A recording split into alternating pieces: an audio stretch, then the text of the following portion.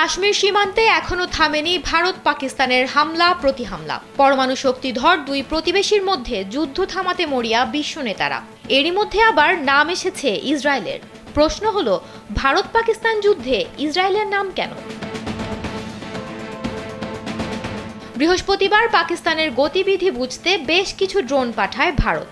তবে দ্রুততার সাথে এসব ড্রোনকে শনাক্ত করে সদা প্রস্তুত পাকিস্তান সেনাবাহিনী। ইসলামাবাদের দাবি, এ পর্যন্ত অন্তত ৭৭টি ভারতীয় ড্রোন ভূপাতিত করা হয়েছে। এর আগে ইসরায়েলের তৈরি অন্তত ৩০টি ভারতীয় ড্রোন ভূপাতিত করার দাবি করে আইএসপিআর। পাকিস্তানের সংবাদ মাধ্যম দি এক্সপ্রেস ট্রিবিউন চাঞ্চল্যকর এই খবর প্রকাশ করে। এই অপ্রত্যাশিত ড্রোন হামলায় দুজন বেসামরিক লোক প্রাণ হারান। স্যান্ডেলিনা সো, রূপচর্চায় আভিজাত্য। পাকিস্তানের ৪ জন সাহসী সেনাও গুরুতরভাবে আহত হন, যাদের অবস্থা বেশ উদ্বেগজনক। আইএসপিআর জানায়, ভারত বেসামরিক ও সামরিক উভয় স্থাপনাকে লক্ষ্যবস্তু বানিয়ে এই হামলা চালায়। রাওয়ালপিন্ডি থেকে শুরু করে করাচির মালি জেলা পর্যন্ত বিস্তৃত বেশ কয়েকটি শহরের আকাশে এই ড্রোনগুলোর উপস্থিতি ধরা পড়ে। নিরাপত্তা সূত্র আরও জানায়, পান্ডু সেক্টরে ভারতীয় সেনাবাহিনীর অপ্রত্যাশিত গোলাবর্ষণের সমুচিত জবাব দিয়েছে পাকিস্তানি সেনারা। তারা নাঙ্গাটকের ভারতীয় ব্যাটালিয়ন সদর দপ্তর গুড়িয়ে দিয়েছে এবং অন্যান্য স্থানে গোলাবর্ষণ করে ব্যাপক ক্ষয়ক্ষতি করেছে। আইএসপিআর আরও জানায়, এই প্রথম দেশটির আকাশসীমায় হেরন MK2 ড্রোন ভূপাতিত করা হয়েছে, যা কিনা ৩৫,০০০ ফুট উচ্চতায় উঠতে সক্ষম।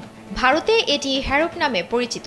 ড্রোনগুলো ইসরায়েলের তৈরি হলেও এর ইঞ্জিন ব্রিটেনের তৈরি। আইএসপিআর এই হামলাকে ভারতের কৌশলগত দুর্বলতা ও ভীতির প্রকাশ বলে মনে করছে। তাদের মতে, এলওসিতে ক্ষতির শিকার হওয়ার পরই ভারত এই কাপুরুষোচিত হামলা চালায়। বিভিন্ন স্থান থেকে ড্রোনের ধ্বংসাবশেষ উদ্ধার করে পরীক্ষা করা হচ্ছে।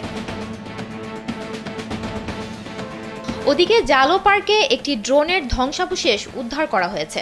ওয়ালটন ও শেখুপুরায় ড্রোন কৃষি জমিতে পড়লে কয়েকজন বেসামরিক নাগরিক আহত হন। গুজরানওয়ালায় বিমান প্রতিরক্ষা ব্যবস্থায় একটি ভারতীয় ড্রোন ধ্বংস করে। ওদিকে রাওয়ালপিন্ডির স্টেডিয়াম রোডের কাছে নিরাপত্তা জোরদার করা হয়, কেননা রেসকোর্স গ্রাউন্ডের কাছে একটি আবাসিক ভবনের ওপরেও ড্রোন পড়ে। গুজরাট ও সিন্ধুর বেশ কিছু গ্রামেও ড্রোনের ধ্বংসাবশেষ পাওয়া গেছে। এই পরিস্থিতিতে প্রতিরক্ষা মন্ত্রী খাজা আসিফ রয়টার্সকে বলেছেন, পাকিস্তানের প্রতিশোধ নেওয়া এখন শুধুমাত্র সময়ের ব্যাপার। পরিস্থিতি কঠিন এবং মনে হচ্ছে এর জবাব দেয়া অপরিহার্য। সুমনা মোস্তফা, কালবেলা।